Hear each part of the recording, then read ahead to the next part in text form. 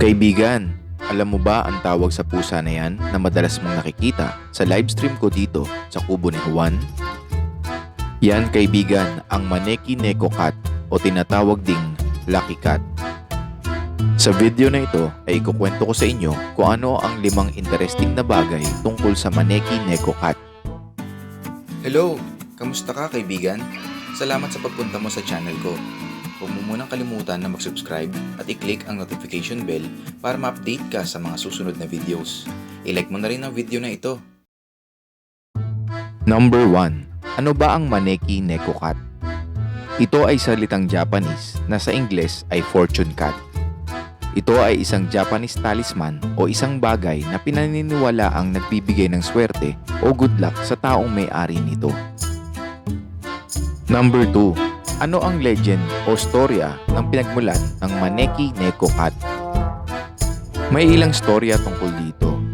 Ang isa ay unang nakita ang fortune cat na ito noong Edo period sa Japan.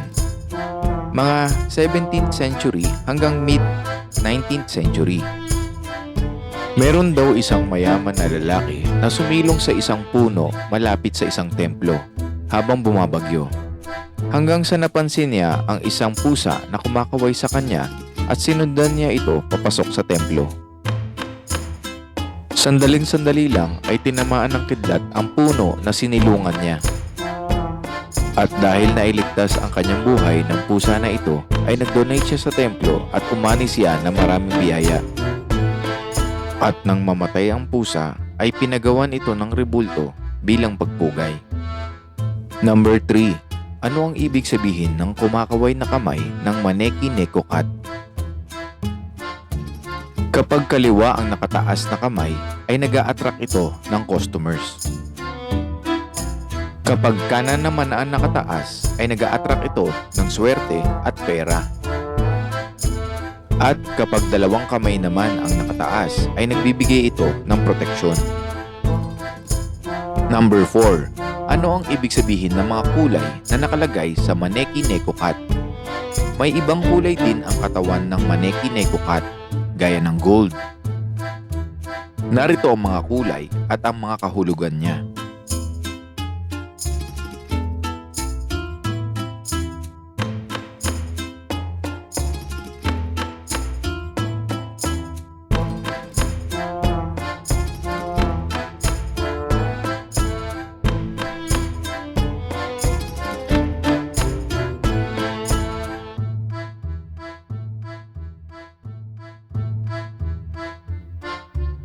Ang kaliko color ay ang color combination na printed sa balahibo ng pusa na minsan ay may black, light brown o yellow.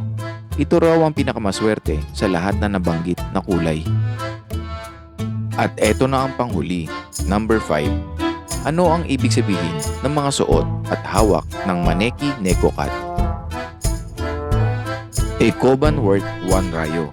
Ito raw ay isang Japanese coin noong Edo period kung saan ay nagbibigay ito ng magandang kapalaran.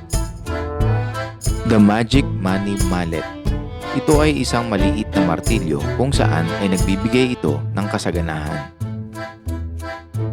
A fish, most likely a carp. Ito ay isang uri ng isda kung saan pinaniniwalaang nagbibigay ng kasaganahan at magandang kapalaran. A marble or gem.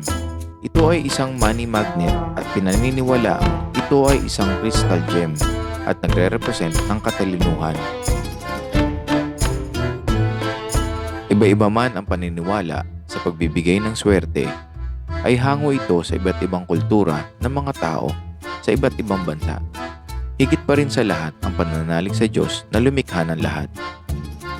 Naway nakapulot ka ng impormasyon sa video na ito kaibigan.